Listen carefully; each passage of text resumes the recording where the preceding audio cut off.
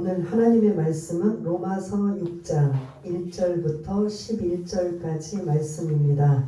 제 성경으로는 신약성경 246쪽에 있는 로마서 6장 1절부터 11절까지 말씀을 다 찾으신 줄 알고 1절부터 함께 읽겠습니다. 시작. 그런즉 우리가 무슨 말을 하리요? 은혜를 더하게 하려고 죄에 더하겠느냐? 그럴 수 없느니라. 죄에 대하여 죽은 우리가 어찌 그 가운데 더 살리요? 무릇 그리스도 예수와 합하여 세례를 받은 우리는 그의 죽으심과 합하여 세례를 받은 줄을 알지 못하느냐? 그러므로 우리가 그의 죽으심과 합하여 세례를 받음으로 그와 함께 장사되었나니 이는 아버지의 영광으로 말미암아 그리스도를 죽은 자 가운데서 살리심과 같이 우리로 또한 새 생명 가운데서 행하게 하려 함이라. 만일 우리가 그의 죽으심과 같은 모양으로 연합한 자가 되었으면 또한 그의 부활과 같은 모양으로 연합한 자도 되리라. 우리가 알거니와 우리의 옛사람이 예수와 함께 십자가에 못 박힌 것은 죄의 몸이 죽어 다시는 우리가 죄에게 종노릇하지 아니하려 하느니 이는 죽은 자가 죄에서 벗어나 의롭다 하심을 얻었음이라. 만일 우리가 그리스도와 함께 죽었으면 또한 그와 함께 살 줄을 믿노니 이는 그리스도께서 죽은 자 가운데서 살아나셨음에 다시 죽지 아니하시고 사망이 다시 그를 주장하지 못할 줄을 알미로라. 그가 죽으심은 죄에 대하여 단번에 죽으심이요 그가 살아계심은 하나님께 대하여 살아계심이니 이와 같이 너희도 너희 자신을 죄에 대하여 죽은 자요 그리스도 예수 안에서 하나님께 대하여는 살아있는 자로 여길지어다. 아멘. 예, 오늘 그리스도와 연합이라는 제목을 가지고 말씀의 은혜를 나누려고 합니다. 그 뒤에 사진이 하나 있는데 좀 띄워주세요.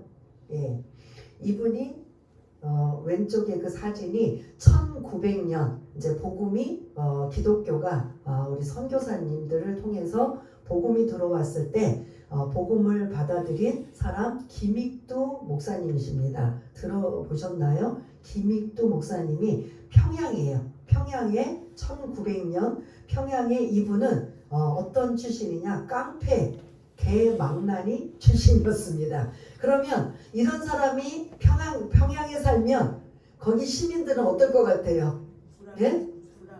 그 사람이 떴다 그러면 도망을 가거나 피하거나 어쨌든 골치 아픈 사람, 없어졌으면 하는 사람, 이런 사람이 바로 지금 보이세요? 오십사님? 예. 김익두라는 깡패였어요. 원래 전직이 개망나니. 그런데 어느 날 김익두가 죽었으니 장례식에 오라고 초대를 한 거예요. 그러니 사람들의 생각은 어떨 것 같아요? 좋죠. 그래서 그 장례식을 구경 가야 되겠다라고 교회에 장례식을 갔어요. 갔더니 교회에 김익두가 하얀 옷을 입고 있어요. 뭘 것 같아요? 하얀 옷. 죽었다고 했는데 예? 교회에서 하얀 옷을 입었어요. 더 얘기하면 하얀 가운을 입었어요. 여러분들은 나를 장례식에 오신 그 분들을 향해서 여러분 오늘 내가 세례받는 날입니다. 오늘 김익두는 죽습니다. 예, 새로 태어납니다. 그래서 이전에 깡패였던 김익두는 죽고 이제 하나님의 자녀로 새롭게 태어났습니다. 오늘 설교가 사실 이거예요. 이 김익두 목사님의 간증이 오늘 이 안에 사실은 다 담겨져 있어요. 그래서 사람들은 이제 어안이 벙벙해가지고 놀래고 있는 상황인 거죠. 어떻게 보면 전도 차원에서 자기 장례식으로 그런 많은 사람들을 초대했던 것 같아요. 그러면서 이제 자기가 세례받는 거를 직접 보여주면서 그렇게 나는 이제 새롭게 태어난 사람입니다. 하나님의 자녀가 되었습니다라고 자기 이제 상황을 알려줘요. 그래서 이제 그렇게 끝났는데 누가 가만히 있지 않느냐? 누가 가만히 있지 않을 것 같아요. 조직. 알기 참 남자들은 잘 알아요. 그 출신들이 가만 안 있는 거죠. 자기 사람이 하나 뺏긴 거잖아요. 이제 새 사람이 되고 정신을 차리고 살겠다고 하면 그 조직 세계에서는 어떻게 되는 거예요? 하나를 잃어버린 거잖아요. 그리고 이제 끌어다가 실컷 죽을 만큼 팹니다. 정신 차리라고. 그 팹는데 그래도 김익도 이분은 이제 나는 새 사람이 되었기 때문에 나는 죽어도 너희들한테 다시는 들어가지 않을 것이다. 죽을 만큼 맞았는데 이게 안 되는 거예요. 그 깡패들이. 그러니까 이번에는 또 김익두라는 이분이 엄청 좋아하는 게 있었대요. 술을 좋아한대요. 그가 이제는 술로 유혹을 하는데 술 가지고 아무리 유혹을 해도 한 잔도 안 마셨다고 합니다. 그래서 이제 깡패들이 여러 가지 방법으로 김익두를 해이하려고 하고 여러 가지 설득을 시켰지만 이제 하나님의 사람으로 변화가 되어서 그 세계에 완전히 뭐를 씻었다? 손을 씻었기 때문에 이제 그 사람들도 이제 포기하고 이제 그런 깡패 개망나니 출신이었던 김익두 이분이 저 옆에 있는 그 그림을 보면 이제 목사님이 되셨어요. 목사님이 되시고 부흥사가 된 거예요. 부흥사 아시죠? 이제 복음을 전하는 이러한 여기저기 부르면 가서 복음을 전하였는데 이 안에 많은 사람들이 지금 모여서 김익두 목사님의 부흥의 그런 복음을 듣는 이러한 상황. 그래서 원래 이분은 뭐였다고요? 깡패 개망란이었어요. 근데 예수님을 믿고 나서 이제 완전히 변화가 된, 그래서 이제 그 변화에 어떻게 보면 목사님까지 되고 부흥사로 이제 하나님 앞에 엄청나게 쓰임을 받는 이러한 일들이 평양에서부터, 남쪽은 아니에요. 먼저 선교사들이 평양부터 가가지고 이북부터 가서 복음을 전해서, 그래서 평양의 그 대부흥의 운동이 엄청나게 일어났던 그 운동이 지금도 다시 일어나기를 바라는 이러한 마음에 그때 열정과 열심과 많은 이들이 부흥운동이 일어난 중에 한 분이 이 김익두 목사님을 통해서 엄청난 평양에 그런 부흥운동이 일어났던 이러한 걸 볼 수가 있습니다. 그래서 오늘 이 말씀에 사실은 여러분들이 그냥 1절부터 11절까지 읽으면 뭐 죄가 나오고 뭐 어쩌고 저쩌고 나오는 뭐 계속 이거 반복되면서도 이거 도대체 이해가 안 되는 말씀이 어떻게 보면 김익두 목사님으로 그걸 어떻게 보면 압축이 되었다고 볼 수가 있어요. 우리 이전의 삶이 김익두 목사님처럼 사단의 어떻게 보면 종노릇했던 죄의 자녀들이었었어요. 예수님하고 상관없이 살았을 때는 우리는 어디에 소나기에 있었느냐? 사단의 마귀의 종의 그런 사단의 종노릇했던 우리였어요. 그래서 우리가 거기를 벗어날 수가 없습니다. 벗어날래야 벗어날 수가 없어요. 그런데 누가 오셨어요? 예수님이 오셨어요. 예수님이 오신 이유가 뭐예요? 우리의 죄 문제를 해결하시기 위해서 오셨단 말이에요. 그러니까 예수 믿기 전에는 계속 사단이, 마귀가 우리를 죄라는 것 때문에, 우리는 죄를 안 짓고 살 수 없는 이러한 죄인이기 때문에 계속 죄를 가지고 우리를 어떻게 보면 조종하고 이용하고 흔들어 놓고 거기에 노예라는 표현으로 딱 걸맞는 이러한 상황에 살았는데, 그거를 벗어날 수 있는 아주 놀라운 복음의 소식, 누가 오신 거예요? 예수님이 오셔서 그 죄 문제를 완전히 잘라놓으신 거, 끊어내신 거예요. 그래서 이제 우리는 예수 믿는 사람들에게만 해당되는, 예수만 믿으면 그 죄 문제가 이제는 어떻게 됐다? 해결이 되고 해방이 됐다라는 거예요. 죄가 이제 예수님이 대신 뭐였기 때문에, 우리는 예수님 그분을 믿음으로 말미암아 예수님이 그 죄 문제를 다 짊어지시고 죽으셨기 때문에 우리는 그분 때문에 우리 죄는 이제 더 이상 있다 없다? 없다라는 거예요. 그러니 이제 나는 죄인이 아니다. 근데 그러면 여러분들 앞으로도 나는 죄인이 아니다 라고 할 수 있어요 없어요? 이거를 이제 우리가 생각할 문제예요.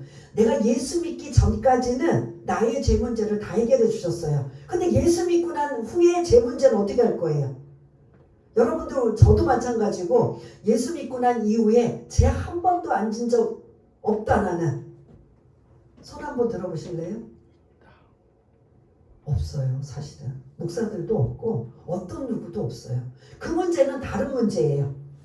그 문제는 내가 이제 하나님의 자녀로 어떻게 살아야 되는가의 숙제가, 그건 이제 우리가 다음 주 12절부터 나누어지는 말씀이고, 오늘은 예수님 만났을 때 내 예수님 만나기 이전에 나의 모든 죄는 어떻게 되었다? 다 해결이 되었다는 거예요. 그 말씀이 오늘 이제 오늘 전체의 내용이라고 볼 수가 있습니다. 마치 김익두라는 이 사람이 자기는 모든 사람들을 그 교회에 자기가 장례식이라고 불러 모아놓고 오늘 나는 죽습니다. 그리고 이제 다시 하나님의 자녀로 어떻게 됐다고요? 새롭게 태어났습니다. 그게 오늘 어떻게 보면 핵심적인 말씀이에요. 그래서 1절을 좀 띄워주시면 1절의 질문처럼 우리들에게 던지는 말씀이에요. 1절 한번 읽어보겠습니다. 시작. 그런즉 우리가 무슨 말을 하리요? 은혜를 더하게 하려고 죄에 거하겠느냐? 아멘. 지금 이 말씀은 5절에 있는 20절 말씀과 어떻게 보면 연결돼요. 20절은 이제 제가 읽어드릴게요. 지금 PPT 없으니까. 율법이 들어온 것은 범죄를 더하게 하려 함이라. 그러나 죄가 더한 곳에 은혜가 더욱 넘쳤나니라는 이 20절의 말씀을 바울을 대적하는 오해하는 사람들이 뭐라고 하냐면, 죄가 더한 곳에 은혜가 넘쳐? 그러면 우리가 죄를 더 많이 지을수록 은혜도 더 큰 은혜를 임하겠네? 이러고 잘못 해석하고 있는 이 부분을 사도 바울이 오늘 1절, 본문 1절에 그거를 좀 다시 그들이 오해하고 잘못 해석하고 있는 그 말을 다시 한번 짚고 넘어가는 말씀이에요. 그래서 1절, 그런즉 우리가 무슨 말을 하리요? 은혜를 더하게 하려고 죄에 거하겠느냐? 은혜가 있게 하려고 죄를 더 많이 짓겠느냐? 라는 이러한 질문이에요. 그러면 맞아요? 틀려요? 이 말이. 근데 이건 구원파가 이렇게 해요. 구원파 이단이 이 말씀을 가지고 5장 20절의 말씀을 가지고 이제 예수 믿고 구원받았으면 예수님이 나의 죄를 다 짊어지셨고 이전의 죄도 이후의 죄도 다 해결해 주셨기 때문에 나는 이제 구원받았기 때문에 막 살아도 된다. 이게 구원파예요. 그러니까 구원파 교주가 뭐하고 있어요? 온갖 나쁜 짓 다 하고 있잖아요. 그럼 맞아요? 틀려요? 그건 아니에요. 내가 예수 믿고 내가 예수를 믿음으로 나의 죄를 다 해결해 주셨지만 내가 예수 믿은 후에 새 생명으로 태어난 나는 이제 어떻게 한대? 그때부터 내가 짓는 죄는 그것도 해결해 주신다 안 해주신다? 그거는 내 몫이에요. 내가 해결해야 될 몫이에요. 어떻게? 예수님 앞에 회개하며 도움을 요청하며 노력하며 몸부림치며 죄를 짓지 않으려고 노력하는 이러한 것들이 이제 우리가 12절 이제 다음 주에 나눌 건데요. 오늘 그 김익두 그 목사님이 하셨던 이전에 나는 이제 깡패 생활에서 그리고 이 모든 내 죄를 예수님이 내 죄를 다 해결해 주셨기 때문에 이제 나는 새롭게 살리라. 근데 예수 믿고 나서도 계속 죄 문제를 한 번에 다 해결해 주었다면 김익두 목사님 굳이 그렇게 살 필요가 뭐 있어요? 완전히 다르게 새로운 모습으로 하나님의 자녀답게 살려고 노력할 필요가 뭐 있겠어요? 그건 아니잖아요. 이해가 되시나요? 내가 예수를 믿을 때 그 순간에 이전에 나의 모든 죄는 원죄부터 해서 자범죄 모든 것 하나님이 뭐 하신다? 용서해 주신다라는 그 부분이 오늘 1절부터 11절까지의 말씀이고 12절부터 우리가 나눌 다음 주의 말씀은 내가 예수 믿고 난 이후에 짓는 죄는 어떻게 해야 되느냐? 그 부분은 다른 해석이에요. 그러니까 그것까지 여러분들이 오해하시면 안 되고 구원, 원죄의 문제 그리고 이 구원에 대한 문제를 오늘 1절부터 11절까지의 말씀을 본다면 내가 은혜를 더하려고 죄를 자꾸 지어야 되겠느냐? 이런 오해는 하지 말라는 소리예요. 그러니 사도 바울이 그 부분에 대해서 2절에 딱 단호하게 답을 뭐라고 하고 있어요?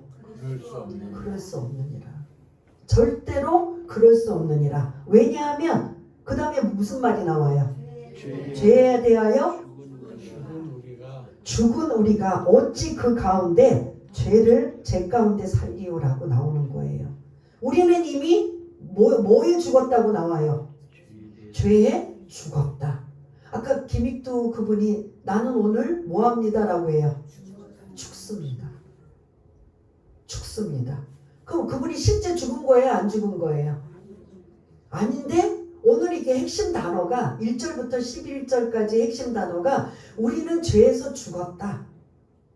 그래서 그걸 엄밀히 말하면 원죄로부터 사단이 계속 우리를 끌고 다니는 죄로부터 우리는 예수님 때문에 죽었다.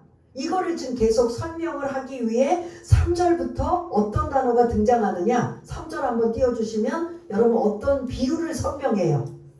세례 가지고 설명을 하는 거죠. 세례. 우리는 침례를 합니다. 그래서 침례를 못할 시에 이제 못하는데 그래서 이번에 생각을 좀 바꿨어요. 침례할 수 있으면 가장 바람직한 모습으로 침례를 하는데 사정이 생기고 또 그게 또 힘들게 생기면 약식 세례라도 우리가 해야 되겠다. 그리고 그 세례는요 사실은 엄밀히 말하면 저만 하는 게 아니에요. 교회에 어떻게 보면 의식과 이런 절차로 하게 되는데 빌립이 직분이 뭐였어요? 집사였잖아요. 근데 에디오피아 내시에게 복음 전하고 그가 그 강에서 뭐 해줬어요? 그러면 집사도 할 수 있다 없다? 권사도 누구도 성도 평신도도 할 수 있는 거예요. 그러니까 상황이 목사님한테 받고 싶어요. 그리고 이러한 절차로 하고 싶어요. 라고 한다면 교회에서 하는 모습도 바람직한데 만약 정말 위중한 상황에 그 집사님이나 권사님이나 뭐 안수 집사님이나 장로님이 혼자 계신다. 목사님을 뭐 모실 상황도 안 된다. 어디 여의치 않다. 아마 선교를 갔다. 라고 하면 그 사람이 세례를 줄 수 있다 없다? 있는 거예요. 그러면 여기 계신 모든 분도 세례를 줄 수 있다 없다? 있어요. 그런데 이제 그거를 이제 교회에서 행사처럼 그 새롭게 태어나는 일이기 때문에 교회에서 행사처럼 다시 살아나는 이러한 것으로 축복해주고 축하해주고 이런 어떻게 보면 큰 행사로 여기기 때문에 이제 교회에서 하게 되는데 혹여 그렇지 못한 상황은 여러분들이 스스로 어떠한 적절치 못한 상황에 이때 지금 빨리 하고 싶다라고 하면 여러분들도 할 수 있다 없다? 할 수 있는 거예요. 그래서 이제 세례 부분도 안 받으려고 하시는 분들이 있으면 지금 이제 일단은 예수님을 나의 구세주로 믿습니다라고 고백한다면 그런 분들은 여러분들도 그리고 교회에서도 그분들에게 세례나 침례를 줄 수 있다라는 거죠. 반드시 그건 점검해야 돼요. 예수님을 당신의 구세주로 믿습니까? 구세주라는 거 뭐예요? 나의 죄를 대신 예수님이 십자가에서 죽으시고 다시 살아나신 그 구원자 되신 구세주를 믿습니까? 라고 반드시 질문이 들어가야 돼요. 그럴 때 그분이 인격적으로 네, 그 예수님을 내가 믿습니다. 영접합니다. 라고 하면 그때 여러분들은 모두가 세례를 줄 수 있다 없다? 있다라는 소리예요. 근데 그 부분을 설명하고 오늘 이제 여러분들의 머릿속에는 죄로 죽었던 우리 이 부분을 설명하기 위해서 3절에 세례를 예를 든다는 거죠. 근데 사실은 이게 이제 장로교에서 이 성경을 이제 편집을 했다 보니까 다 용어가 뭘로 나오냐면 세례로 나와요. 근데 이제 침례교 이 성경은 이 세례가 다 뭘로 나올까요? 네. 근데 이제 예수님 때도 사실은 세례였어요? 침례였어요? 예수님이 받으신 거. 예? 그 세례는 약식 세례예요. 장로교단이나 이런 감리교단에서 그냥 머리에다가 이게 주예종들이나 이분들이 물을 내갖고 성부와 성자와 성령으로 이렇게 튀겨주는 거예요. 이렇게 뿌려만 주는 거예요. 세례는 침례는 물속에 완전히 잠갔다 나오는 거예요. 그러면 예수님은 세례였어요? 침례였어요? 침례. 그리고 세례 요한 원래는 침례 요한인데 세례 요한이 항상 어디서 세례를 줬어요? 요단 강가에서. 그럼 어떻게 해줘요? 약식 세례로 했어요? 침례로 했어요? 그러니까 원래 의미는 침례예요. 그래서 침례교는 그 침례의 의미를 강조하기 위해서 침례교단이 있는 걸 볼 수가 있는데 성경에 여러분들이 세례할 때는 그 침례를 머릿속에 떠올리셔야 돼요. 오늘 본문도 마찬가지예요. 그냥 세례하면 장로교에서 하는 그 세례가 아니에요. 완전히 물속에 들어갔다 어떻게 한다? 나오는 거예요. 들어가는 건 내가 이제 옛사람은 내 옛생활은 옛자는 이제 죽었습니다. 그리고 이제 다시 일어났을 때는 물 위로 나올 때는 어떻게 해요? 내가 새롭게 태어났습니다. 그래서 물속에 들어갈 때 나는 죽었습니다. 그리고 죽은 내가 이제 다시 뭐합니다? 살아났습니다. 새 생명으로 태어났습니다. 그래서 우리가 436장 찬양을 불렀던 걸 그 의미가 있는데요. 그거를 지금 죽었던 우리가 죄로부터 죽었던 우리가 죄 이거는 우리는 반드시 짚고 넘어가야 돼서 우리가 1장부터 3장까지 죄에 대한 부분을 계속 말씀드렸어요. 죄의 결과가 뭐예요? 사망. 그래서 죄로 죽었던 우리가 이게 공감돼요 안 돼요? 죄의 결과가 죽음이에요? 사망이에요. 그래서 그 죄 때문에 우리가 죽을 수밖에 없던 죽었던 우리가 이제 누구로 인하여 다시 살아난 거예요? 예수님이 내 죄를 대신 짊어지시고 십자가에서 죽으셨기 때문에 나는 그분을 믿기만 하면 나는 어떻게 됐다? 그분 때문에 나는 죄로 죽었던 내가 이제 다시 살아나게 됐다. 요 말이 오늘 이 본문에 다 계속 이제 반복하며 또 여러분들한테 다시 설득을 시키기 위해서 하는 내용이라고 볼 수가 있습니다. 죄로 죽었던 우리가 이제 예수님 때문에 우리가 구원받게 되고 그 죄 문제는 이제 해결이 되었다. 그거를 다시 세례로 3절, 4절, 5절에 설명을 하며 그리스도와 연합, 그리스도와 접붙임, 그리스도와 영적인 결혼 이것이 연합이라는 것이에요. 여러분 3절에 보면 연합이라는 단어는 안 나오지만 어떤 단어와 같을 것 같아요? 합하여. 그리스도와 합하여. 그걸 다른 말로 그리스도와 연합하여. 이전에 예수님을 믿기 전에는 내가 의도하지 않아도 아담과 연합하여 나는 뭐가 된 거예요? 죄인이 된 거예요. 억울해 해도 우리가 1장, 2장, 3장을 계속 죄에 대한 말씀을 나누었기 때문에 우리는 어쩔 수 없이 그 유전자를 타고 나왔기 때문에 우리는 죄인이에요. 그래서 우리는 죄의 결과 삭시, 사망이고 죽음이었었어요. 그게 1절에서는 죄로 죽었던 우리가 예수님 만나기 전에 그 용어예요. 요게 죄로 죽었던 우리가 예수님 만나기 전에 우리의 상태였는데 이제 예수님을 만난 이후에 우리는 다시 어떻게 되었다? 새로 태어났다. 새 생명을 얻게 되었다. 그거를 뭘로 지금 3절부터 설명하고 있는 거예요? 세례, 침례로 설명하고 있는 거예요. 이해가 되시죠? 그걸 지금 염두에 두면서 3절 우리 한번 읽어보겠습니다. 시작. 무릇 그리스도 예수와 합하여 세례를 받은 우리는 그의 죽으심과 합하여 세례를 받은 줄을 알지 못하느냐. 4절까지요. 그러므로 우리가 그의 죽으심과 합하여 세례를 받음으로 그와 함께 장사되었나니 이는 아버지의 영광으로 말미암아 그리스도를 죽은 자 가운데서 살리심과 같이 우리로 또한 새 생명 가운데서 행하게 하려 함이라. 아멘. 계속 죽음과 다시 살리심 이런 것들이 지금 계속 교차적으로 반복이 돼요. 그거가 세례 침례를 통해서 좀 설명하고 있고 구약에서는 그 세례 침례와 비슷한 사건이 뭐였죠? 이 사건이 구약에서 있어요. 출애굽한 사건.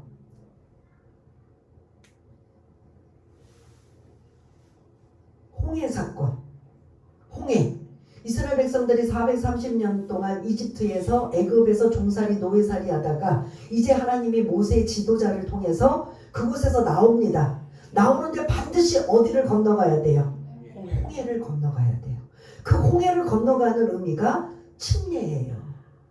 그래서 물속에 이미 하나님은 그 백성들을 이스라엘 백성들 장정만 60만 명 거의 어린아이 남녀노소 200만 명이 이집트에서 애굽에서 나와서 출애굽하는 거예요. 반드시 광야로 가기 전에 목적지인 가나안에 가기 전에 어디를 거쳐야 되느냐?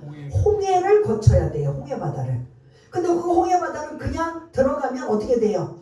그런데 하나님이 거기를 완전히 선풍, 마른 그 바람으로 날리셔서 그들이 지나갈 수 있는 길을 마른 바닥으로 만들어 놓으신 거예요. 그리고 옆에는 물기둥으로, 그리고 그 마른 바닥으로 해서 그 거의 남녀노소 200만 명이 그 바다를 어떻게 한다? 마른 바닥을 건너가요. 근데 멀리서 볼 때는 뒤에서 애굽 군대가 추격해 와요. 그 죽이든지 끌고 가든지 다시 하기 위해서 애굽 먼 데서 말을 타고 막 볼 때는 사람들이 200만 명이 그 홍해 바다로 뭐 하는 것 같이 보여요. 죽으러 갔죠. 물속에 빠져 죽은 것 같이 보이는 거예요.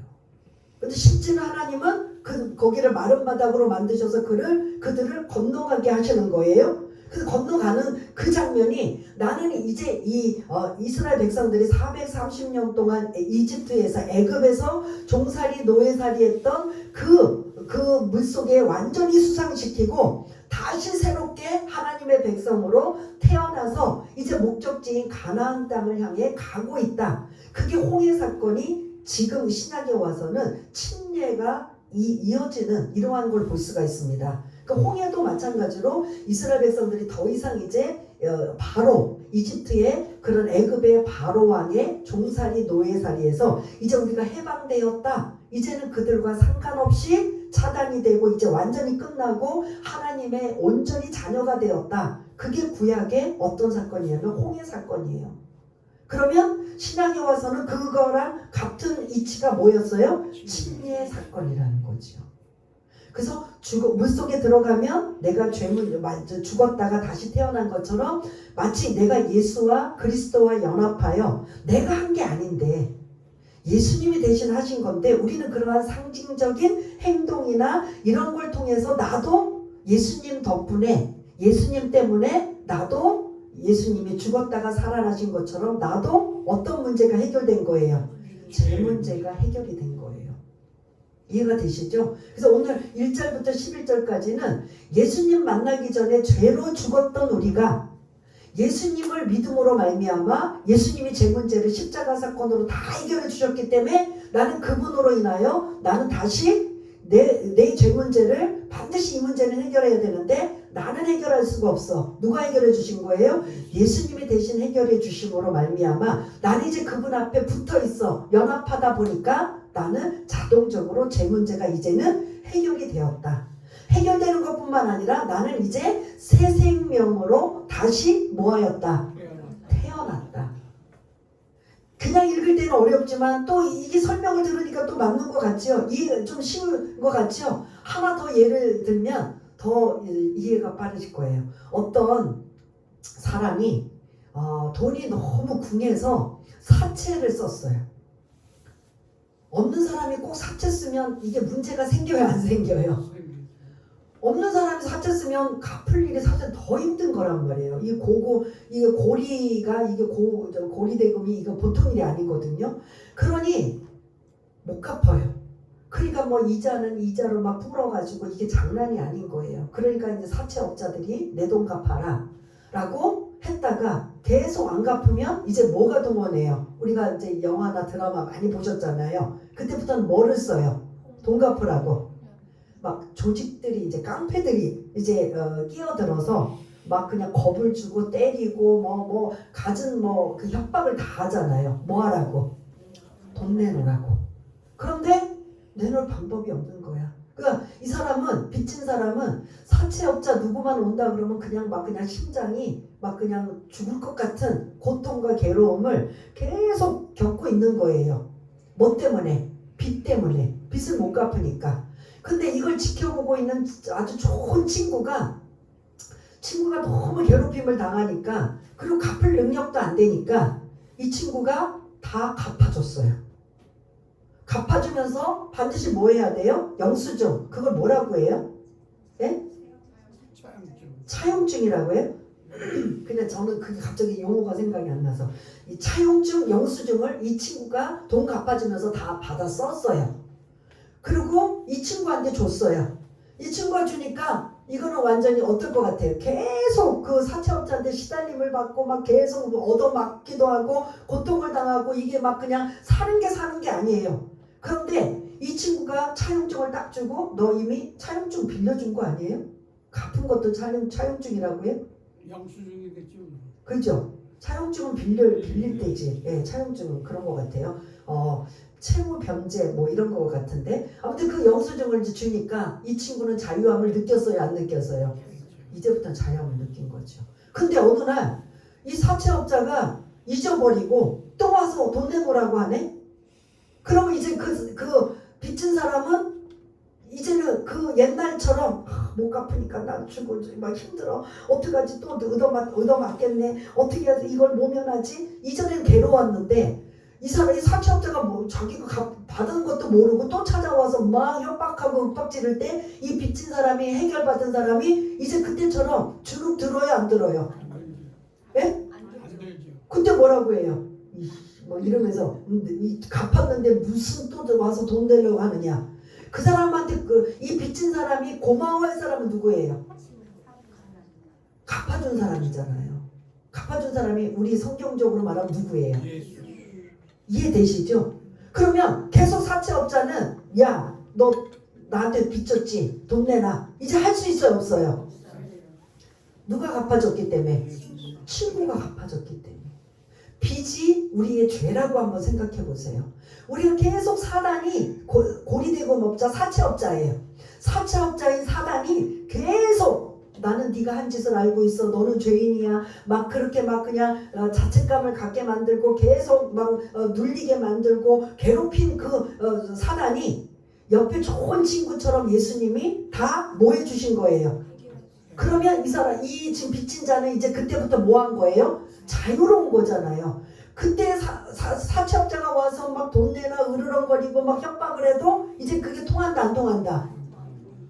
안 통하지요. 차용증만 보여주면 되잖아요.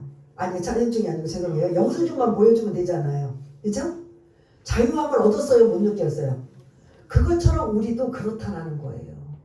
이해되시죠? 우리는 예수님 만나기 전에 계속 죄의 사단에 끌려다녔어요. 이리 끌려다니고 저리 끌려다니고 그래서 죄에 죽었던 우리였는데 좋은 친구가 마치 갚아준 것처럼 그 좋은 친구 되시는 예수님이 우리에게 그 죄 문제를 탕감해 주시고 해결해 주시고 해결해 주셨다면 우리는 누구에게 고마워해야 되는 거예요?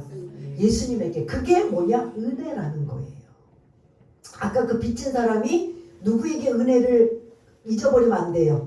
친구에게 은혜를 잊어버리면 안 되는 것처럼 그러면 이제 완전히 그거 나쁜 친구지요. 우리도 마찬가지예요. 우리의 죄 문제를 해결해 주신 그 예수님에게 뭐를 잊어버리면 안 돼요? 은혜를 잊어버리면 안 되는 거예요. 오늘 말씀 사실은 여기까지, 오늘은 일찍도 끝날 수 있는 이게 다예요. 죄로 죽었던 우리가 예수님이 이 땅에 죄 문제를 해결해 주시기 오셨기 때문에 그분을 믿음으로 말미암아 우리 죄 문제를 해결해 주셔서 우리는 더 이상 죄 때문에 죽는다, 안 죽는다? 안 죽는다. 새 생명을 다시 얻었다. 그래서 그걸 이해하기 위해서 세례 침례로 설명하고 있고 구약의 무슨 사건? 홍해 사건을 가지고 설명하는 이 부분이라고 볼 수가 있습니다. 그래서 이제 죄 문제를 예수님이 우리 죄 문제를 해결해 주셔서 우리는 더 이상 죄로 죽었던 우리가 아니다. 그래서 6절 7절 한번 읽겠습니다. 시작. 우리가 알거니와 우리의 옛사람이 예수와 함께 십자가에 못 박힌 것은 죄의 몸이 죽어 다시는 우리가 죄에게 종노릇하지 아니하려 함이니 이는 죽은 자가 죄에서 벗어나 의롭다 하심을 얻었습니다. 아멘. 6절에 보니까 계속 우리 이전의 상태의 모습이 두 가지가 나와요. 세 가지가. 뭐 한번 찾아보시겠어요? 6절에 보면 우리가 예수님 만나기 전에 우리가 어떤 상태였는가? 단어. 죄에게 종노릇했고 그리고 죄의 몸이 되었고 그 다음에 옛사람이라는 것에 또 그것이 해당이 돼요. 그래서 옛사람이 새 사람으로 바뀌는 바뀌는 새 생명으로 바뀌는 이러한 모습으로 있는. 그래서 우리가 오늘 11절까지는 우리 옛사람은 죄에 대하여 죽을 수밖에 없는데 예수님이 십자가의 죽으심으로 그 죄 문제를 해결해 주셔서 반드시 죄 문제 해결은 누구를 통해서만 이루어진다? 예수님을 통해서만. 어느 누구도 없어요. 반드시. 그래서 구원은 여러 신들에게 다신교, 다원종교가 있다. 절대 아니에요. 뭐 어디에도 요즘에는요 AI며 뭐 컴퓨터며 이게 다 신으로 승격해 버렸어요. 너무 뛰어나고 너무 엄청나니까. 그래서 요즘엔 종교들이 막 신흥 종교들이 더 많이 생기고 이게 뭐 신이다, 이게 구원이다, 뭐 이래서 여러 가지 다각도로 뭐 그런 구원이 여러 군데 있다라고 하는데 구원은 오직 하나. 누구에게만 있어요? 예수님뿐이라는 걸 잊지 마시길 바라겠습니다. 왜냐? 이 죄 문제를 해결해 주시기 위해서 오셨기 때문입니다. 그래서 여러분이 그냥 6절 읽을 때 이제 지금 설명 들은 걸 가지고 읽으니 이해가 어려운 용어 있어요, 없어요? 이해가 되시죠? 예.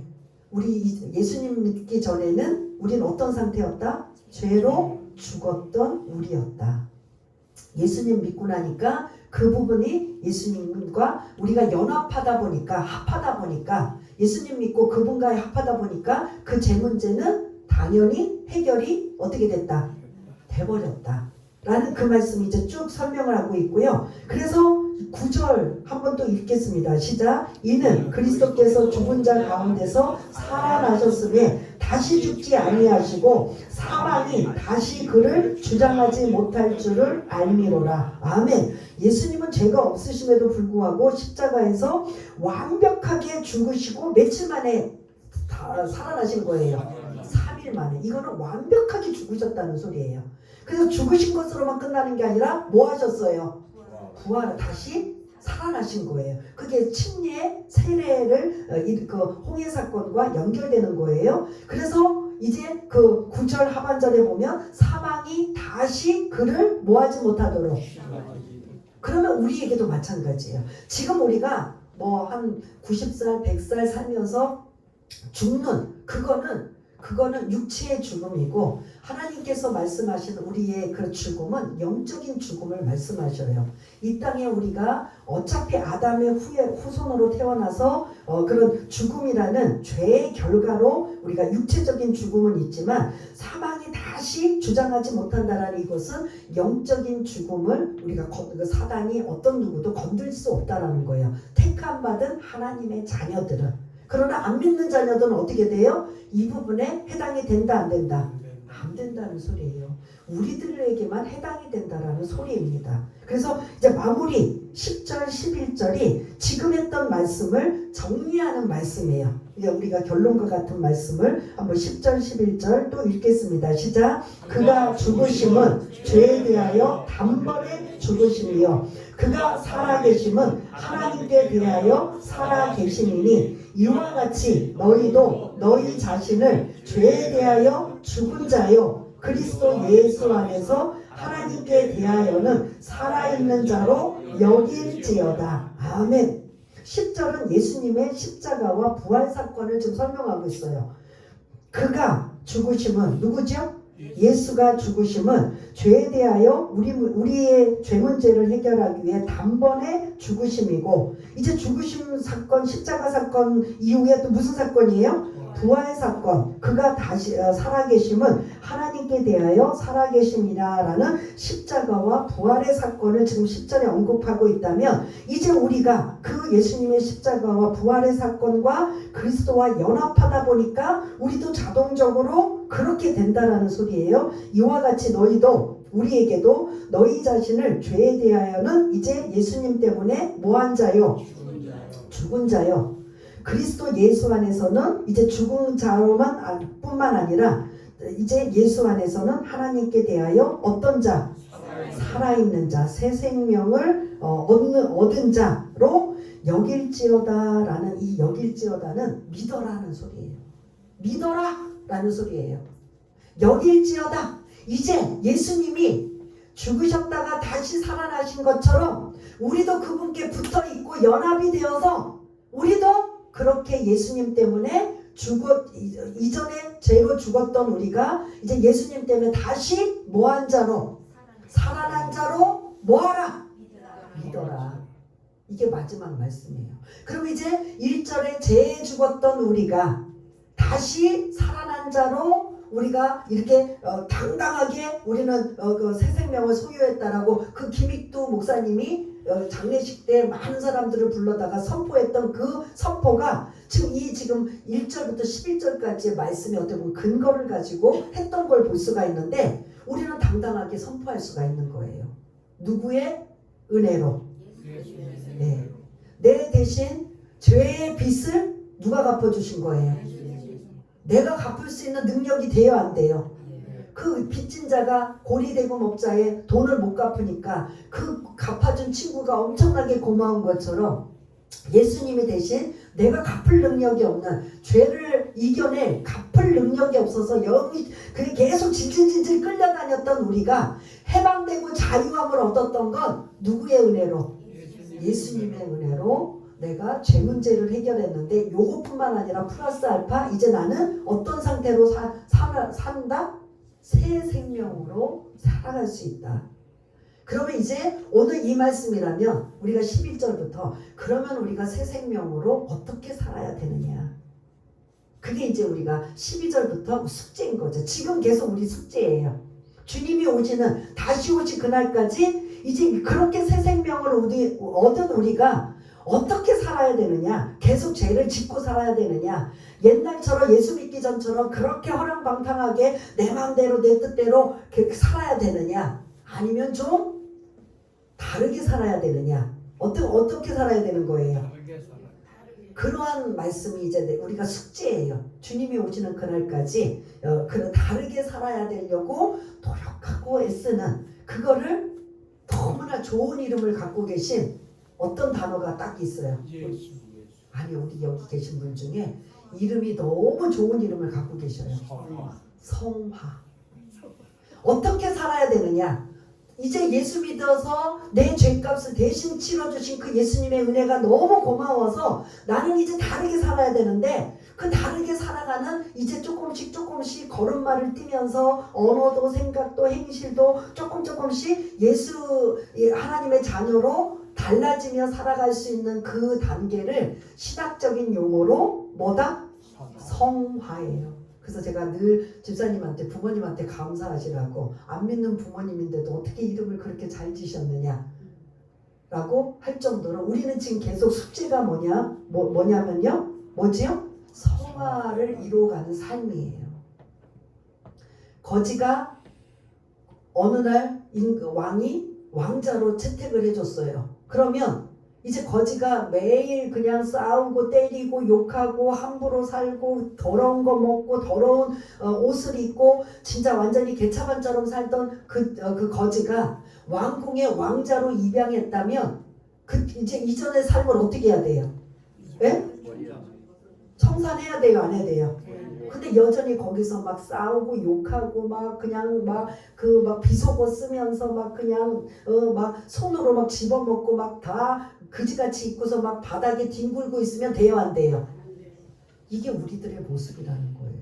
이건 다음 주에 드려야 되는데 시간이 이제 너무 빨리 이제 해서 했는데 이게 이제 우리는 어떻게 살아야 되느냐. 나의 삶은 이렇게 오늘 1절부터 11절까지는 내 공로가 아닌 예수님의 공로로 죄로 죽을 수밖에 없는 우리를 이렇게 구원받게 하고 죄 문제를 해결해 주시고 이렇게 새 생명으로 살게 하셨다면 나는 이제 어떻게 살아야 되는가. 이 부분이 이제 우리가 다음 주에 나눌 말씀이고 그래서 하나하나 배워나가며 익히며 그리고 순종하며 그리고 우리의 여전히 그러한 죄성을 벗어버리는 이러한 부분들을 이제 우리의 계속 주님 오시는 날까지는 숙제예요. 마치 아이가 계속 성장하듯이 우리도 성장을 해야 돼요. 근데 성장을 안 하면 아이가 30년이 됐는데도 20년이 됐는데도 여전히 5살 수준이다 그러면 그건 정상이에요, 아니에요? 그러니까 우리는 그 5살 20년 된 사람이 5살 정신 연령이라면 이상하게 보면서 내 영적인 상태가 5살이라고 하면 하나도 이상하게 생각하지 않아요. 여러분들 그렇잖아요. 똑같은 두 사람 있어요. 하나는 진짜 그냥 정신 연령이 20년 20살짜리 아이가 5살의 정신력이면 그 아이 볼 때마다 걱정해요 안 해요? 예? 어떻게 하면 좋아? 어떻게 하면 좋아? 여러분 해요 안 해요? 근데 나는 20년 신앙생활 했는데 하나님 보시기에 나의 영적 상태는 5살밖에 안 돼. 그거 여러분 걱정해요 안 해요? 해요 안 해요? 예? 그건 하나도 안 해요. 그래서 이게 우리 숙제라는 거죠. 이제 그런 숙제는 이제 앞으로 우리가 이제 배워나갈 것이고, 이렇게 구원받은 은혜가 얼마나 귀하고 감사한지, 거저받은 은혜, 거저받은 사랑, 이 은혜를 마치 그 빚진 자, 그 고리대금 그 사채업자의 돈을 해결해준 그 친구가 얼마나 고맙고 감사하고 은혜예요. 마치 예수님은 우리의 어떻게 보면 은혜라는 이 은혜를 잊지 마시길 바라겠습니다. 마치 물에 빠져 허우적거려 다 죽어가는 우리 인생을 건져주셨다면 그 예수님을 절대로 잊으면 된다 안 된다? 안 된다. 그래서 나는 그 예수님이 이제는 이런 새 생명으로 태어났기 때문에 어떻게 살아야 되는지 각자 고민을 하는 게 이제 우리 하나님이 우리에게 바람이에요. 야, 그렇게 구원받아서 이제 내 자녀가 됐으면 뭐 다른 사람하고 비교할 게 아니라 자기 스스로 하나님 우리 각 사람을 보시기 때문에 각 사람이 얼마나 노력하고 애쓰고 수고하는가, 이것을 주님은 보신다는 거죠. 야, 저 사람이 저렇게 했으니까 너도 저만큼 해. 하나님은 그걸 요구하시는 게 아니라 내 안에 내 마음에 이런 은혜를 가지고 나는 어떻게 살아야 되는가, 이런 것들이 여러분 하나님 앞에 부단히 고민이 되고 노력을 한다면 이거는 이제 벌써 달라질 수 있는 시작점이 틀리다는 소리예요. 근데 아무 생각 없이 뭐 그런가 보다, 그럼 뭐 성경이 그러니까 그런가 보지, 나는 못 느끼겠어, 뭐 아무 감각도 없고 아무 뭐도 없어, 못 느끼겠어 라고 하면 발전 가능성이 있다 없다? 없다라는 소리예요. 그래서 이제 우리는 어떻게 살 것인가 라는 이 부분이 이제 우리가 그래서 6장 7장 8장은 성화를 이루어가는 과정이에요. 어떻게 하나님의 자녀답게 살 것인가, 그 부분이고, 오늘은 이렇게 구원받은 하나님의 은혜가 어떤 것인가, 그리스도와 연합했더니 내 죄 문제를 다 해결해 주셨다. 그래서 여러분들이 기억 안 나시면 세례, 침례, 홍해 사건을 기억하시며 내가 그런 존재다라는 걸 잊지 마시기를 바라겠습니다. 오늘 이 말씀을 한번 생각해 보면서 은혜라는 단어, 우리가 지난주에도 계속 은혜를 여러분들한테 계속 강조했는데, 그러므로 오늘도 은혜입니다. 예수님의 은혜를 잊지 맙시다 라는 그런 마음으로 하나님 감사합니다. 그 은혜를 잊지 않겠습니다. 그래서 그 은혜를 잊지 않으며 내가 이렇게 살려고 노력하겠습니다 라는 이런 마음으로 우리 한번 결심하고 다짐하면서 기도하는 시간을 갖겠습니다. 할렐루야. 사랑이 많으신 하나님 아버지, 오늘 로마서 6장 1절부터 11절까지 말씀의 핵심은 죄로 죽었던 우리가 어떻게 새 생명으로 다시 태어날 수 있는가, 그거는 죄 문제를 해결하기 위해서 오신 예수님을 믿기만 하면 그 예수님으로 인하여 우리의 죄 문제를 해결해 주신다라는 이 엄청난 놀라운 이 은혜를, 이 복음을 우리가 다시 한번 깨닫고, 그렇습니다. 하나님의 은혜로 삽니다. 하나님의 은혜를 잊지 않겠습니다. 하나님의 은혜가 너무 귀하고 감사해. 이제는 나는 그 은혜를 보답하며 살기 원합니다. 하나님의 자녀답게 살기 원합니다. 하나님의 자녀로 살기 원합니다. 그때 바로 예수의 능력이, 예수의 은혜가 우리의 각 사람의 심령들마다 임하게 하셔서 그 예수의 이름의 능력으로 치유받고 고침받고 해결받고 회복되고 놀라운 역사가 일어날 줄 믿습니다. 그 은혜로 살아가는 우리 모두가 될 수 있도록 주님 도와주옵소서. 하나님 아버지 감사합니다. 오늘 이 말씀이 우리 마음판에 새겨져서 이제 더 이상 사단의 마귀의 종노릇하는 게 아니라 이제 주 안에서 새롭게 태어나고 거듭난 우리가 이제 새롭게 우리가 어떻게 살 것인가를 고민하며 어떻게 하면 하나님이 기뻐하실까, 어떻게 하면 하나님이 원하시는 삶을 살 수 있을까, 어떻게 하면 나의 옛것, 옛자, 옛 성품을 버려버릴까, 이런 것들로 노력하고 애쓰는 이 모습에 하나님은 우리에게 예수의 능력을 주셨다면 예수의 능력으로 달라지고 변하여지고 새로워지는 귀하고 복된 자들 다 될 수 있도록 주님 도와주옵소서. 모든 것 감사드리오며 사랑이 많으신 예수님 이름으로 기도드리옵나이다. 아멘. 이 시간은 교회 소식란입니다. 축복.